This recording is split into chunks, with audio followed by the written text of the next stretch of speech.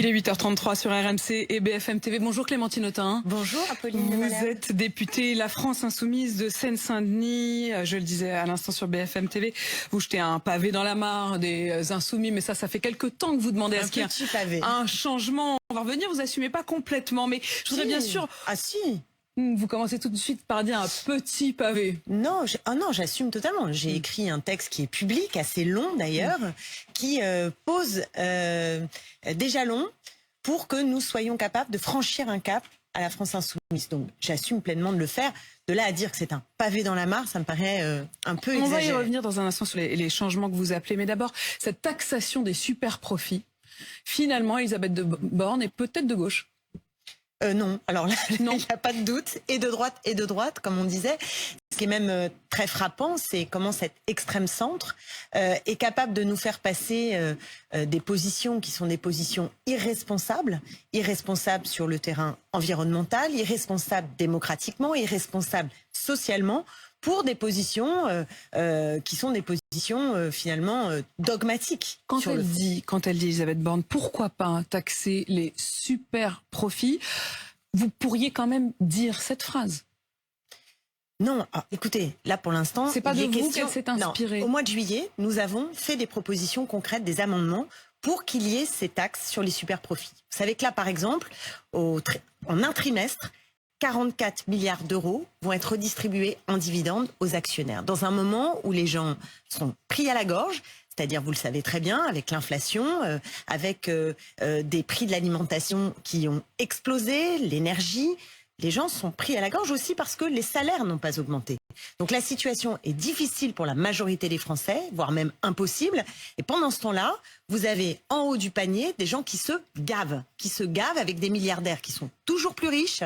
Et ça, c'est inacceptable. Mais donc là, quand la Première ministre l'envisage, quand la Première ministre dit, en gros, elle dit, il faudra que les entreprises fassent un gros effort en matière d'électricité, baisser de 10% la consommation d'électricité. Oui. Et si vous ne le faites pas, alors nous sommes prêts à taxer les superprofits. Bien sûr, mais regardez le deux poids deux mesures. Vous avez vis-à-vis des chômeurs une troisième loi qui va arriver à l'Assemblée nationale au mois d'octobre. Troisième loi, ils en ont fait 2 sous le précédent quinquennat, qui diminue les droits et les protections des gens qui se retrouvent en difficulté puisqu'ils sont au chômage. Et par contre, quand il s'agit de ceux qui s'en mettent plein les poches dans ce moment de crise, alors on leur demande gentiment, on quémande, comme si on faisait la manche pour leur dire « vous voudriez pas faire un petit effort ». Même monsieur Antonio Guterres, vous connaissez, de l'OMS, voilà, qui dit très simplement que tous les gouvernements devraient aujourd'hui être capables de faire ces propositions, c'est-à-dire de mettre en place des taxes qui permettent de contraindre et de remettre dans le pot commun. C'est là, Apolline de Malherbe. Le partage des richesses, aujourd'hui, c'est une question absolument clé. Absolument clé. C'est pas l'OMC, c'est l'ONU. Oui, c'est ça. Je voudrais quand même revenir sur cette question des taxations parce qu'on n'a pas encore les contours. C'est-à-dire ni d'ailleurs dans votre proposition, ni a fortiori dans celle d'Elisabeth Borne, puisqu'on n'en est qu'au début du pourquoi pas. Mais vous vous rendez compte pourquoi pas? Non mais voyez où on en est. Non mais franchement, c'est indécent. Je ne ferme pas la porte. Voilà l'expression exacte mot pour mot. Pourquoi il ne ferme pas la porte? Parce que nous avons mis cette question sur la table et que cette proposition est populaire. Et d'ailleurs, vous voyez l'offensive, nous la menons puisque nous avons lancé une pétition honnête, quand même, que nous allons suivre. Vous n'êtes pas la seule à l'avoir mis sur la table. En France, vous êtes 2 partis à être pour la taxation des superprofits, vous et le Rassemblement national. Alors écoutez, quand je vois ce qu'ils ont voté globalement, c'est pas tout à fait la logique que nous défendons de partage des richesses. Moi je sais pas quelle est la logique que vous défendez et si elle est différente, mais enfin vous arrivez au même résultat. Vous recevez régulièrement le Rassemblement national ici, et non, on n'arrive absolument pas au même résultat parce que globalement le programme du Rassemblement national ne vise absolument pas à partager les richesses, ne vise pas à s'attaquer à ceux qui ont le plus, il vise à nous expliquer que le problème majeur en France, ce sont les étrangers, les immigrés en particulier, nos concitoyens. Du programme. Sur la taxation des super-profits, il demande à taxer les super-profits. Ils savent que aujourd'hui dans le monde populaire... Je commence à vous mettre mal à l'aise d'avoir une proposition qui est la même que le Rassemblement national, mais enfin c'est les faits. Ça ne me met absolument pas mal à l'aise. Je connais le Rassemblement national, je sais l'opportuniste dont il est capable de faire preuve sur le terrain social, surtout par ces derniers temps, avec une logique de triangulation. Ce que je vous dis très sereinement, c'est que le Rassemblement national, dans la logique politique qui est la sienne, ne vise absolument pas à partager les richesses. Mais aujourd'hui, cette idée de taxer les superprofits, mais parce qu'on arrive à un tel niveau, c'est eux et c'est peut-être demain Elisabeth Borne. Il pourrait y avoir un consensus. Il faudrait écouter, c'est le minimum. Donc là, tant mieux. Vous dites consensus, si on est tous d'accord, tant mieux. Mais évidemment, tant mieux. C'est le minimum dans ce moment de crise terrible que nous traversons. Et c'est pourquoi la mesure est populaire. Mais pour l'instant, ça n'est toujours pas à l'ordre du jour concrètement de ce gouvernement qui tergiverse. Alors qu'il ne tergiverse pas quand il s'agit, encore une fois, d'expliquer que les chômeurs sont responsables de leur situation et qu'on va encore leur rendre la vie la plus difficile. J'en reviens à ce que je vous disais à l'instant, c'est-à-dire quel contour. Si on taxe les superprofits, est-ce qu'on taxe les superprofits uniquement des très grosses boîtes? Est-ce qu'on taxe les superprofits de toutes les boîtes? C'est-à-dire est-ce que toutes les entreprises qui ont fait un profit exceptionnel depuis 2 ans doivent mettre la main à la pâte, ou en gros est-ce que c'est que vous savez très bien que non, vous savez très bien que en tout cas Total et dans les entreprises du CAC 40, moi je pense que il faut en tout cas ce serait les entreprises du CAC 40. Non mais là il faut arrêter. Je vous ai dit tout à l'heure ce chiffre, je le redis très sereinement, mais qu'on l'ait en tête. 44 milliards en 3 mois qui sont reversés en dividendes, pas réinvestis. Pour, par exemple, faire de la recherche sur la transition écologique, reverser pour augmenter les salaires dans ces entreprises. Non, en dividendes, 44 milliards. Et pendant ce temps-là, vous avez une situation infernale en cette rentrée où on n'a pas d'enseignants parce qu'ils sont tellement mal payés qu'on se retrouve aujourd'hui acculés, ceux qui étaient censés être des nantis, vous savez, les professeurs, les agents de la SNCF. Il manque 1200 agents à la SNCF. Un peu curieux quand même pour un secteur de nantis. Pour les crèches, on nous explique maintenant, il y a eu un décret au mois d'août. Qui a dit qu'ils étaient des nantis, les agents de la SNCF? Vous avez jamais entendu que ceux qui faisaient grève, les cheminots? Non, personne n'a dit que c'était des nantis. Au moment de la réforme des retraites, quand on expliquait qu'ils avaient un système de privilégiés, quand on explique que les enseignants sont des privilégiés parce qu'ils ont trop de vacances.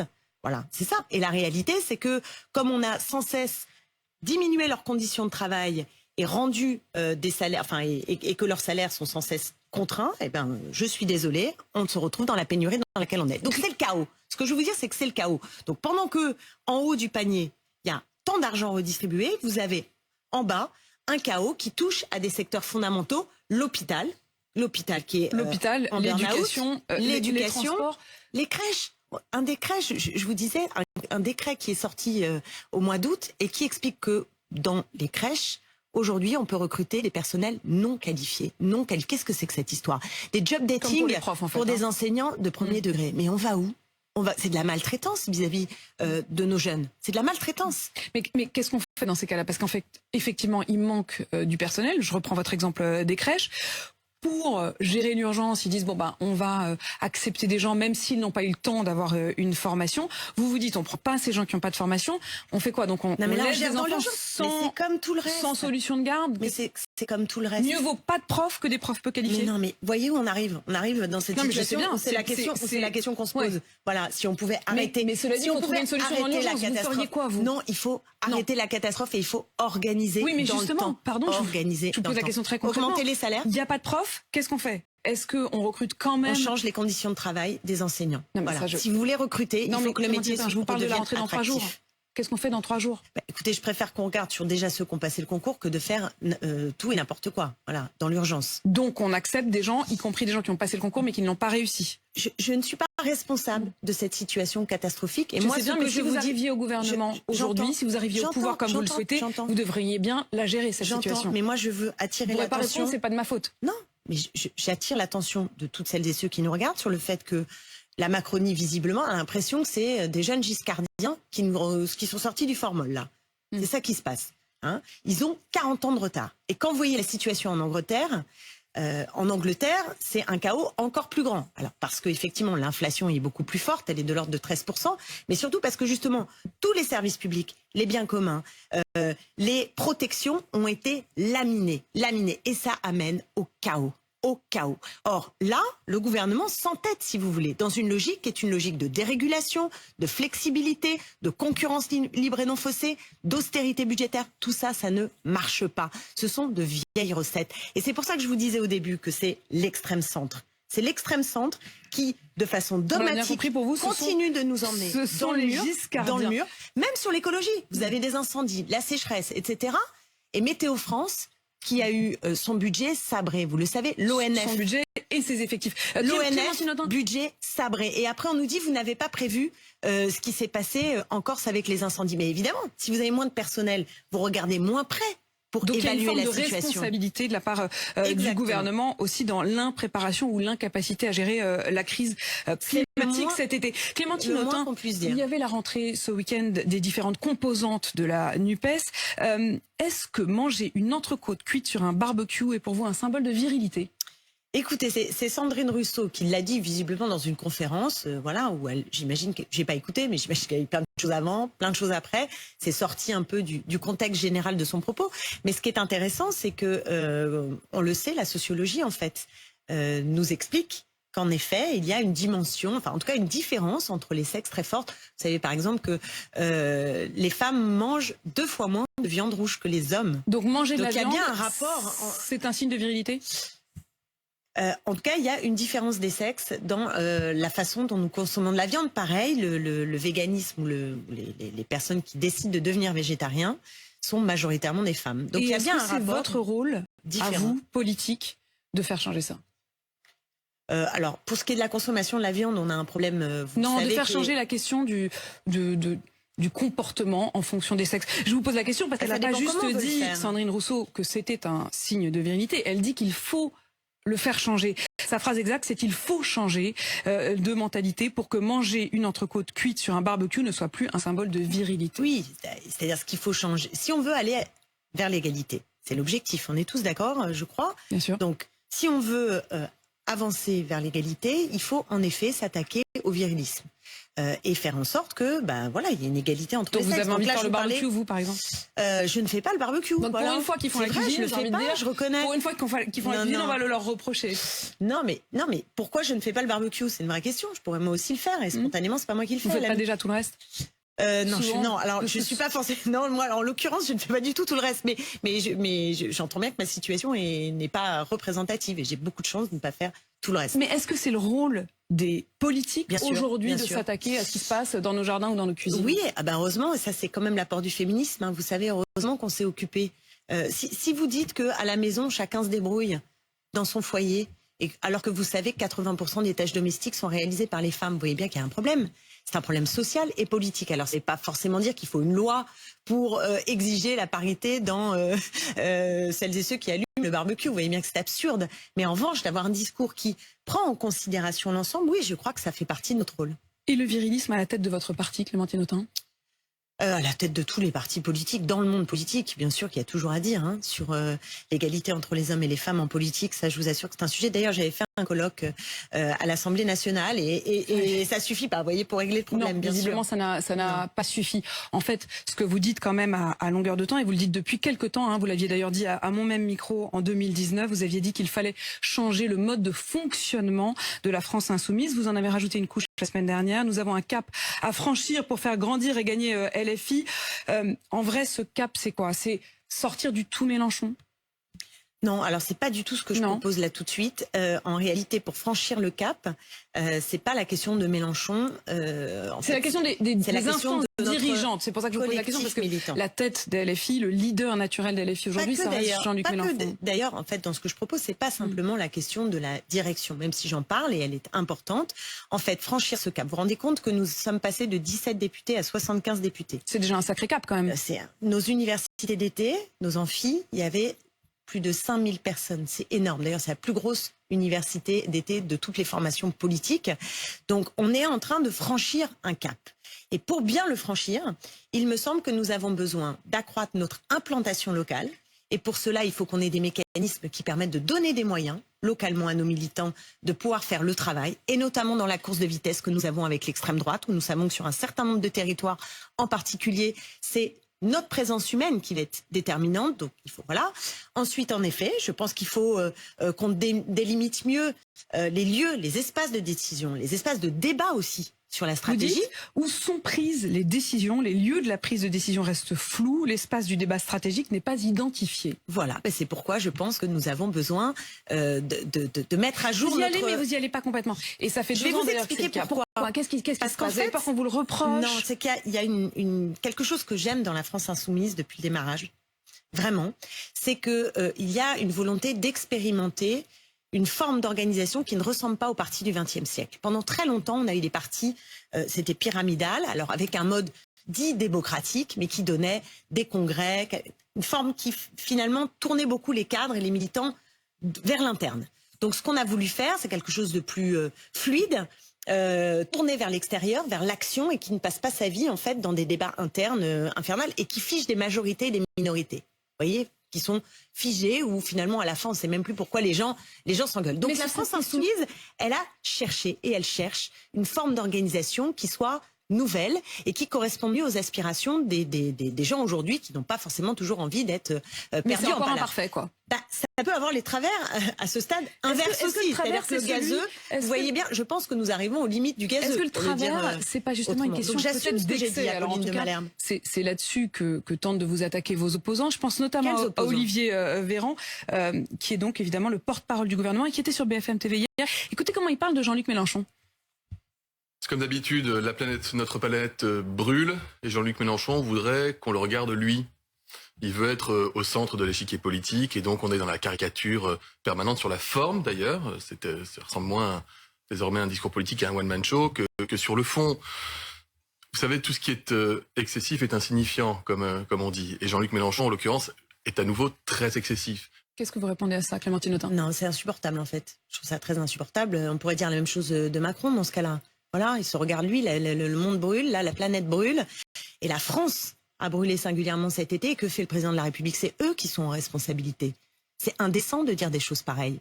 Nous, ce qu'on dit, c'est que, sur le climat en particulier, c'est quand on sait qu'on a 63 Français, des milliardaires, qui émettent autant de gaz à effet de serre que la moitié des Français. Vous m'entendez? 63, autant que la moitié des Français. Voilà. Donc c'est ça qui est indécent. Ça, c'est indécent. Ça, et que le président de la République soit sur ses jet skis pendant l'été, ça, c'est indécent. Voilà. Clémentine Autain, l'imam Iqiyoussen, qui devait être expulsé, en tout cas c'était la volonté du ministre de l'Intérieur, décision qui a d'abord été cassée par le tribunal administratif, et on attend aujourd'hui ou demain la décision du Conseil d'État d'autoriser ou non l'expulsion de cet imam. Est-ce que pour vous il faut l'expulser? Écoutez, moi je suis pour l'état de droit. Voilà, moi je suis une femme de principe, je suis pour l'état de droit. Cet imam a proféré des propos qui sont, c'est au-delà que non seulement je ne les partage pas, mais je les combats profondément. Donc ça nous pose un problème. Mais sur les femmes, sur les homosexuels, sur les juifs. Exactement, sur les femmes, les homosexuels, les juifs. Ces discours-là doivent être combattus, franchement combattus. Politiquement combattus. Mais après, quand on les combat, il faut le faire toujours avec l'état de droit. Donc moi, c'est ça qui m'importe, si vous voulez. C'est donc de si mener le combat politique. Si le Conseil d'État dit non, ça ne correspond pas exactement à notre état de droit, on ne change pas la loi pour autant. Exactement. Tant pis, on le garde. Exactement. Clémentine Autain. Vous savez, on ne combattra pas l'obscurantisme. On ne combattra pas justement tous les propos, l'antisémitisme, le sexisme, l'homophobie, si on n'est pas dans une logique de principe et d'état de droit. Voilà, c'est très important. Si vous passez outre tout ça... Soit la loi est telle qu'elle est, c'est par accord... on peut toujours changer la loi. Soit on change la loi en considérant qu'il faut quand même l'expulser, et dans ces cas-là on change la loi et on fera raccord avec la loi. Oui, mais quand je dis...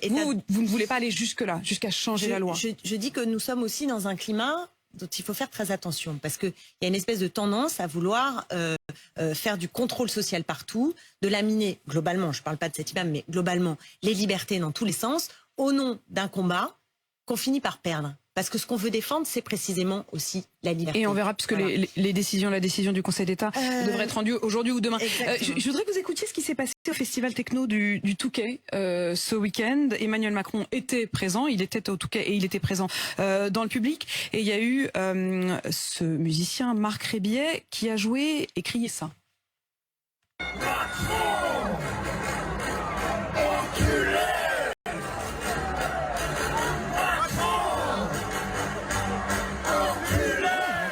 Alors c'est assez clair, on l'entend, Macron enculé, Macron tu dégages, Macron fuck you. Est-ce que ça vous choque?